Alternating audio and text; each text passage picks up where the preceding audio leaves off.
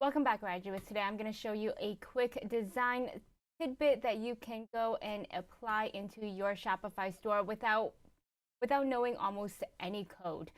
So if you follow this and apply it to other sections, then you can easily go in and change out the vibe and the feel of your store when designing it.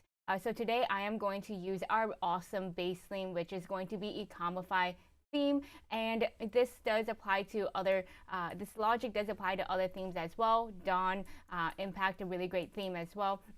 But today we're only going to focus on this theme right here. I do want to give a quick shout out to �𝐀𝐄𝐒, which is a great company that sells apparel and hats and things like that, based in the New England area. And thank you so much for allowing us to use your product and product images as well.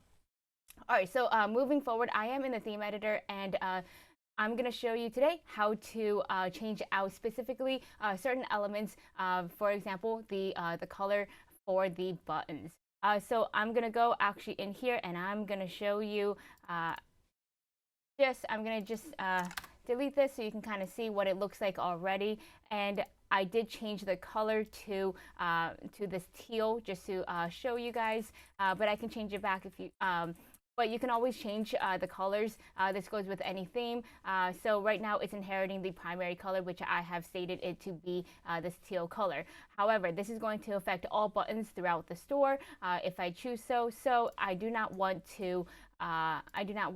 for example, this section to have this blue, and we'll have it red, for example. So when I go into that, I'm going to go into the specific section itself, the feature product section, and I'm going to scroll at the very bottom here. Shopify about 2.5 years ago did release Shopify 2.0, which means that there were it is allowed for sections everywhere. In addition to that, they then implemented custom CSS in every section. So when I go into each of the sections here, at the bottom right, I'm going to see my custom CSS, and when I apply CSS to this, it's only going to apply to this section. There is helper text already, and a hyperlink if you want to click and learn more documentation by Shopify themselves. Now again, I'm just going to reiterate, this is only going to apply to this section only. I'm only going to call it for this section. However, if you are looking for a global change for buttons, for example, I'm going to go into my theme settings, and down at the very bottom here, there is a custom CSS section here that you can apply to your whole store if you go in and add that code, or add this little CSS code here. But today we're only going to go and we're going to just isolate the certain CSS rule for this section. So feature products, we're going into here, and what we're going to do is we don't really know the class. So what we're going to do is we're going to right click, and this logic goes with anything. With anything, you can find almost every element by right clicking. So as I right click, I'm going to start seeing that when I just hover over that little indicator thing, and I'm going to hover over this button here. So this I know is going to be a button, and this is the class already for it right here. And also you want to make sure you're taking the right class. So I don't want this class. This is for price. As I'm starting to hover over, there are other elements as well. I don't want type. And I don't want like a data handle. I just want the class for that. So right here also, you don't have to take this whole entire string as well. You can just take I'm just going to take in the BTN ATC, which also stands for button add to cart. So to do that, I'm going to go at the very bottom here, making sure you're in this section itself, custom CSS here, and to toggle a class, I'm going to do a dot, and then I'm going to call for that class, and then I'm going to do the squiggly, open squiggly, or the brackets, or the I guess they're called brackets. And then once you do the open bracket, it's going to populate the closing bracket for you. So what you want to do then is just click enter.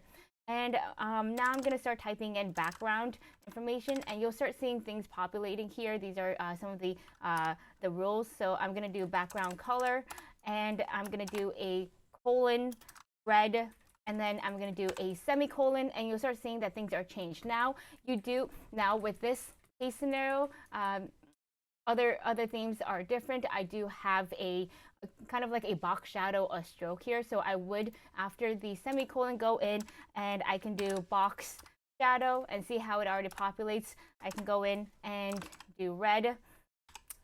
And then I can also do, what else is there? Box shadow. I can do anything else. I can just do, let's see if there's even color, if you want to just try color. So color means that the text itself is going to be red. So you can go around and play with these as well. There are a lot of resources to help with the CSS. If you don't want the blue, you can go in and let's see, background color. What other elements are there? I'm just going to save this.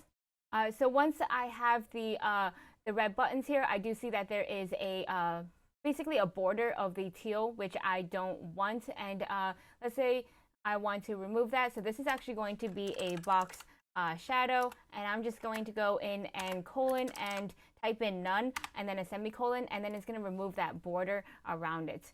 So I'm going to click this and save it. And this is the same logic for that applies to all the themes and other areas and elements on this store as well. So let's go in and let's test out this one, for example. This is going to be the image with text. Let's just go in, inspect element. We'll click on this one, and this is going to be just BTN. So I will just go in, and this is just going to be actually just a button itself.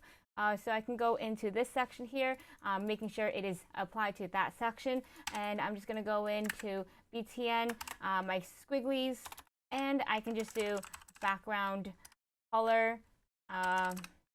And let's see, I can do hex color. Maybe that's a hex color. That's not a hex color. Let's go in and get this hex color. Cool. That works.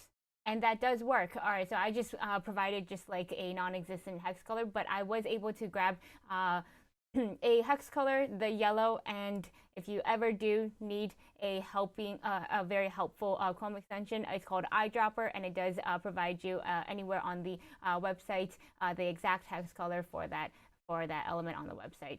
Just like as you see now, I was able to click and get previous basically swatches, or I can pick from a certain website, and then it'll give me at the very bottom the hex. Anyway, so moving forward, so background color, and then again, I would just go into my box shadow, if I learn how to spell box shadow, and I would go into here, none, and then it should remove that teal border around it as well. So that is basically in a nutshell how to change out certain elements of the colors, especially like the add to cart, and it does work on other pages as well, just anywhere in the section. I hope this helps.